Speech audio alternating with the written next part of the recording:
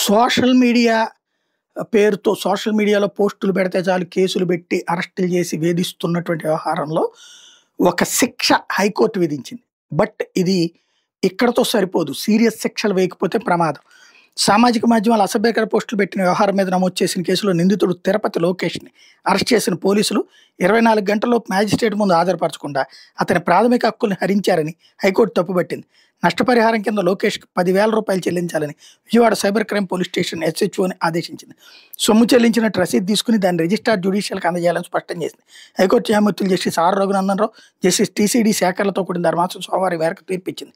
సామాజిక మాధ్యమాల్లో తప్పుడు పోస్టులు పెట్టారన్న ఆరోపణలతో తన కుమారుడు లోకేష్‌ని పోలీసులు అక్రమంగా నిర్బంధించారని పేర్కొంటూ విశాఖకు చెందిన భారతి గత ఏడాది నవంబర్ హైకోర్టులో హెబియస్ కార్పస్ పిటిషన్ దాఖలు చేసిన విషయం తెలిసింది.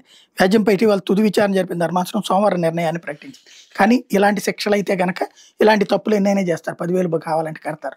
బట్ అసలు సోషల్ మీడియా పోస్టుల మీదన అరెస్ట్లే తప్పు అని చెప్పి ఓ పక్కన సుప్రీంకోర్టు దాకా చెప్తుంటే అసలు సోషల్ మీడియా పోస్టుల మీద అరెస్టులు ఇంకా కంటిన్యూ అవుతూనే ఉన్నాయి.